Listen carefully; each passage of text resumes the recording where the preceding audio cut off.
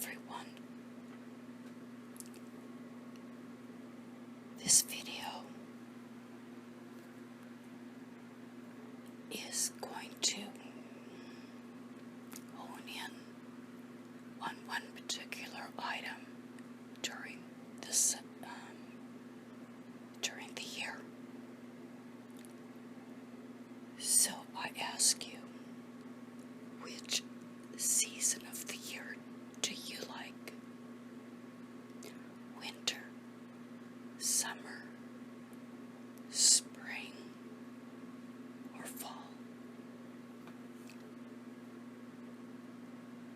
My favorite season is fall. However, I am going to whisper one particular season, which is winter. And winter reminds me of coming inside and just being with the family.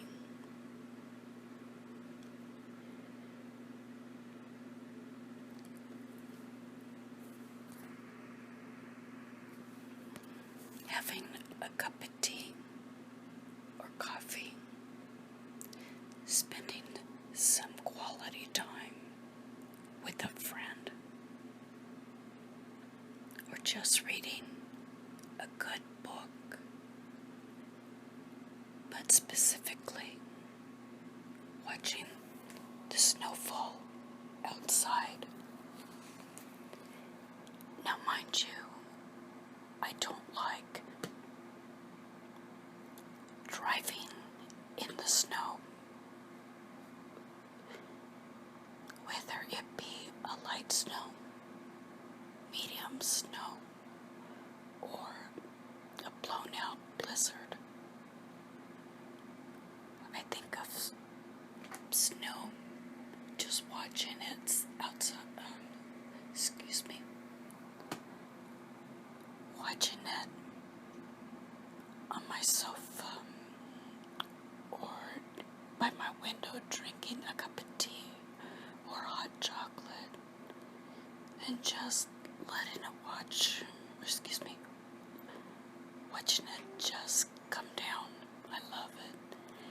And particularly at night when you look outside and the snow falling on the ground just sparkles. And I love it when you see the snow making little rolling hills and just the view. It doesn't show anything below. It just shows the top sparkling. And I love that. I don't know about you, but it really, really calms me down. And now, going a little bit deeper, what about snowflakes? I love snowflakes. Have you ever seen a snowflake fall? As one individual snowflake. They are so different. At first they show you their image, and you'd swear that each one is unique, falling on your jacket, and then suddenly it disappears and melts. Well, I just found out some interesting information regarding them.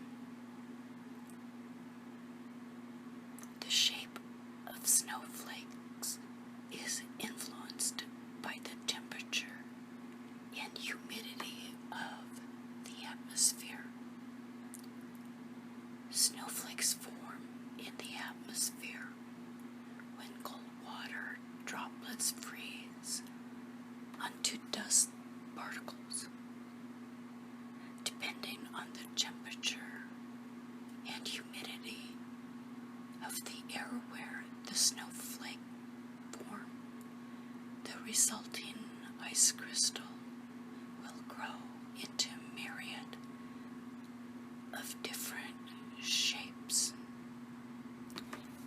Now, when you think about this segment of a snowflake, and it talks about cold water droplets that freeze on a dust particle, then obviously the dust particle is in the atmosphere. So a thinking person that I am, I have to imagine how tiny that those dust particles are. And also, just dust in particularly. That's rather amazing to me.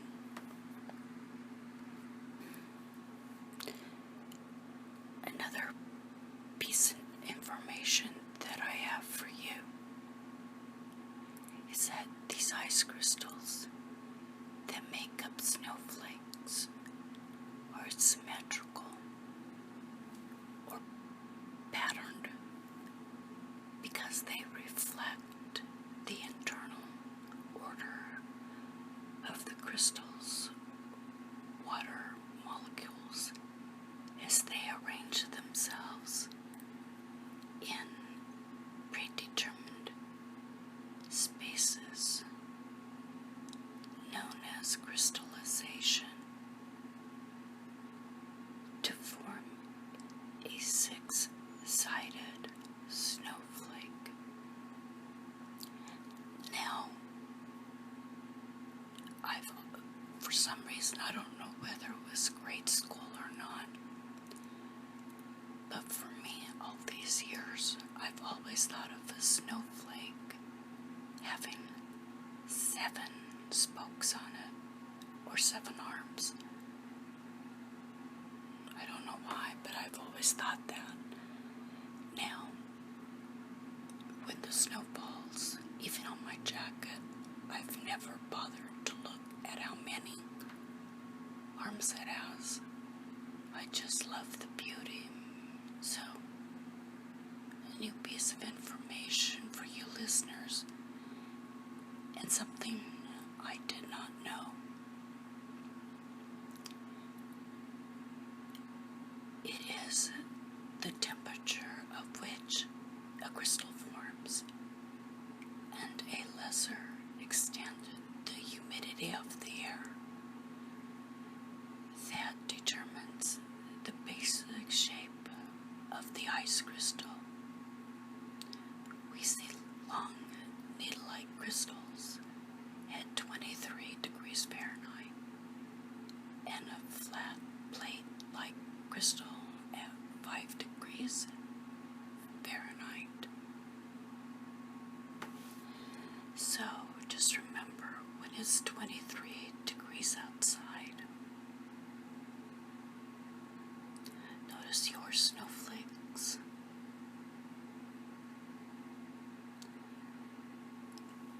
That you'll see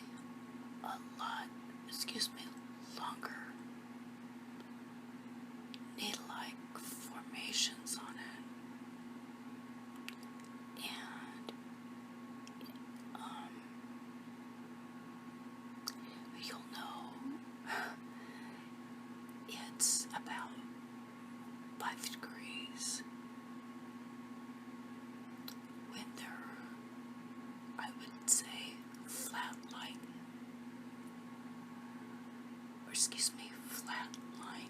crystals.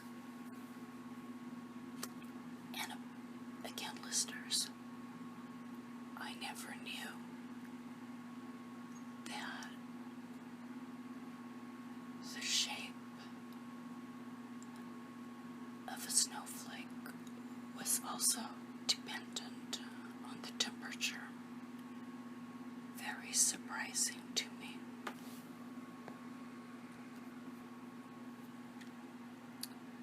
Something else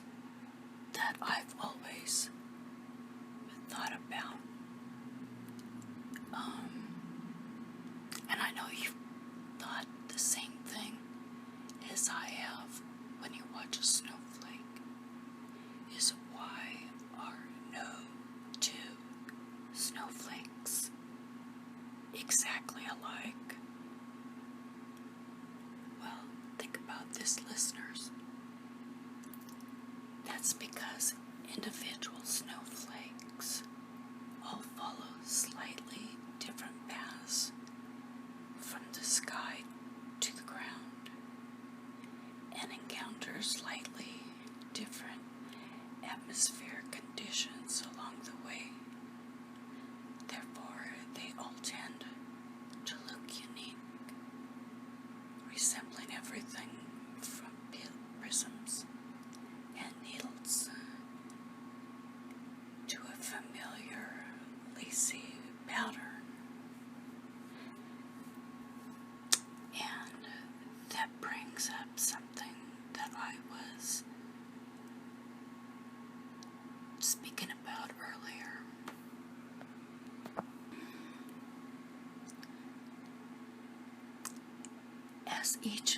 Let me repeat that. As each snowflake falls and goes through these different paths from the sky to the ground, again, that's what also causes them to look like little prisms. And at night, when you look at the snow, that's why it looks so colorful, even though when they fall and you're watching them, they look white, just plain white, a bright white, a cold white. But as they lie on the ground, whether it be the grass, a house, or the street that hasn't been driven on, of course, they look like prisms. They are so colorful, so colorful. And at night, when you watch the snow that has fallen to the ground, it just sparkles. Did you know that, listeners? Quite interesting, huh? Okay. Now the molecules of water that form tiny crystal-like naturally arrange themselves into a hexagonal six-sided structure. The result of a snowflake with 6 sides or 6 arms.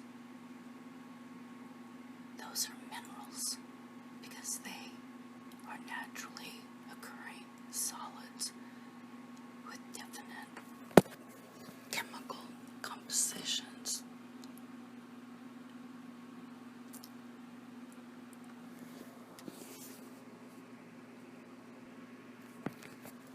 And an ordered internal structure.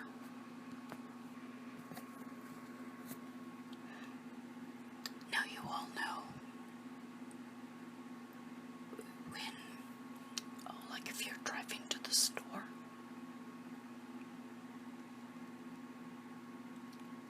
and sometimes when that snow hits you, it is super, super cold. And you know why? Because that little snowflake passes through a layer of warm air that is thick enough to melt them completely, then land on a cold earth surface, and the result could be freezing rain.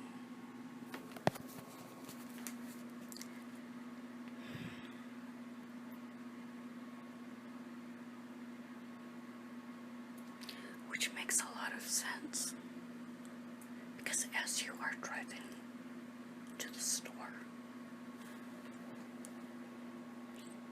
you see that little snowflake hit your windshield. It's there for a moment, and disappears. And then all of a sudden, you see this little raindrop. And my thought is, hooray for the warm air. Because I like those kind of snowflakes. And those snowflakes when I drive, I like those kind of snowflakes.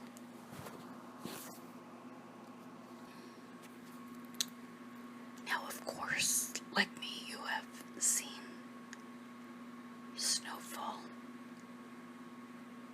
And those who live in a warmer climate don't see snow at all. And my comment to you is, you are undoubtedly missing something.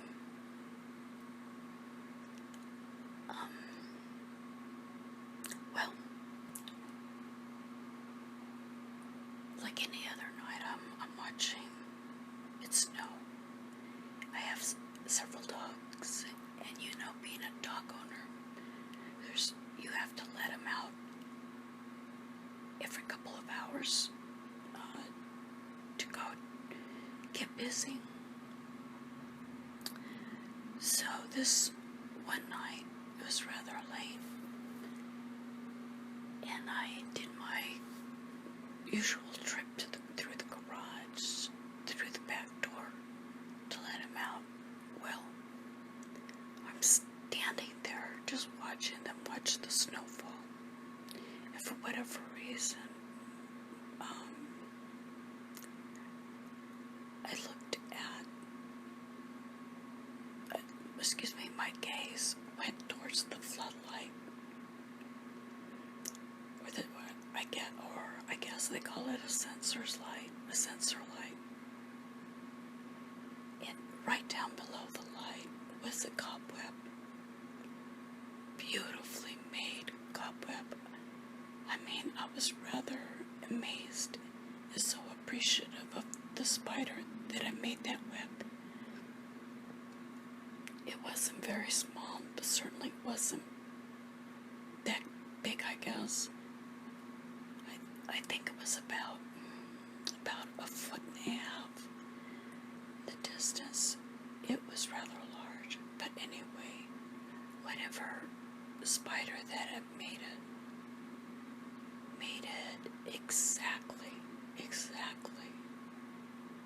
in perfect formation. Well, there had to be obviously more than a 30-sided cobweb, but it was very intricate. But anyway, as I was out there waiting for the dogs, and my gaze fell upon the cobweb, a lot of the snowflakes had fallen on that cobweb, and oh man, it was beautiful. It was beautiful, and it just, I guess the word personified the beauty of that cobweb. It was just, you could just see the little droplets on that cobweb, and the snowflakes around it. As far as I was concerned, it was a nice piece of artwork, and I so wish I would have had a camera to take a picture of that particular snowflake, that particular cobweb with the snowflakes. It was just beautiful.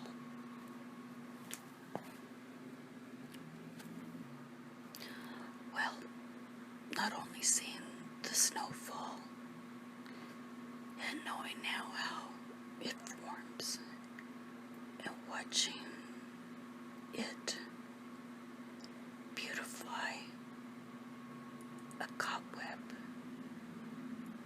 what about feeling a snowflake and tasting a flake?